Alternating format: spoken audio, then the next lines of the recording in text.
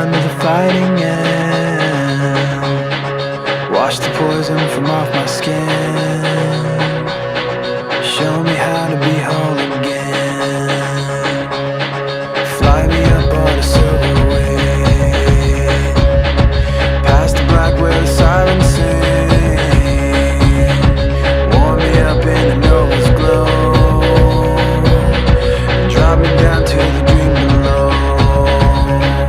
'Cause I'm only a crack in this castle of glass. Hardly anything there for you to see, for you to see.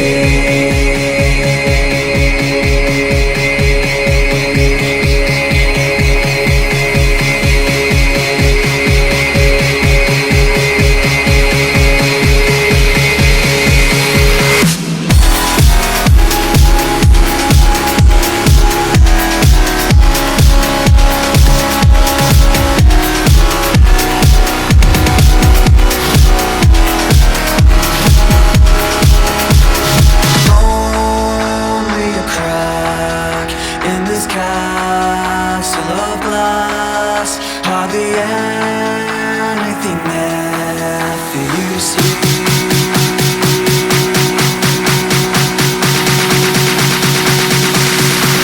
for you to see.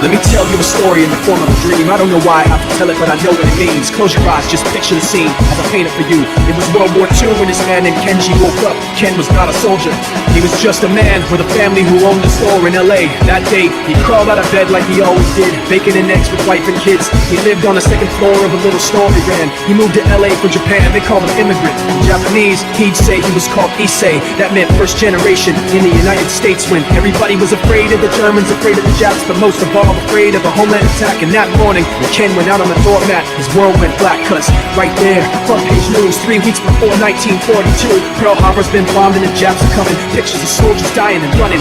Ken knew what it would lead to, just like he guessed. The president said the evil Japanese in our home country would be locked away.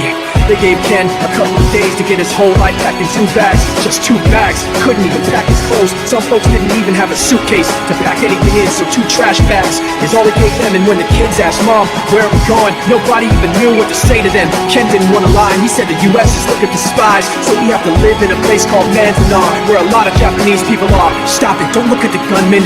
You don't want to get the soldiers wondering if you're gonna run or not, 'cause if you run then you might get shot. Other than that, try not to think about it. Try not to worry about it being so crowded. But someday we'll get out. Someday, someday. As soon as war broke out, the FBI came and they just come to the house and we had to come. All the Japanese had to go. They took Mr. Lee. People didn't understand why they had to take him, because he's an innocent laborer. So now they're in a town with soldiers surrounding them. Every day, every night, they're down at them. The watchtowers up on the wall, Ken couldn't really hate them at all. They were just doing the job, and he wasn't gonna make any problems. He had a little garden, vegetables and fruits that he gave to the troops in a basket his wife made. But in the back of his mind, he wanted his family's life saved. Prisoners of war in their own damn country, what for? Time passed in the prison town. He wondered if he'd live it down if and when they were free. The only way out was joining the army, and supposedly some men went out for the army, signed on, and ended up flying to Japan with a bomb. That 15-kiloton blast put an end to the war pretty fast. 2 cities were blown to bits. The end of the war came quick. Ken got out with big hopes of a normal life with his kids and his wife, but then they got back to their home, and what they saw made him feel so alone. These people had trashed every room, smashed in the windows and bashed in the doors, written on the walls and the floor, "Japs not welcome anymore." And Kenji dropped both of his bags to the sides and just stood outside. He looked at his wife without words to say. She looked back at him, wiping tears away, and said someday we'll be okay, someday. Now the names have been changed, but the story's true. My family was locked up back in 42. My family was there where it was dark and damp, and they called it an internment camp. When we first got back to the camp, it was pretty bad. I remember my husband said, "Oh, we're going to save your life." Then my husband died before they closed the camp.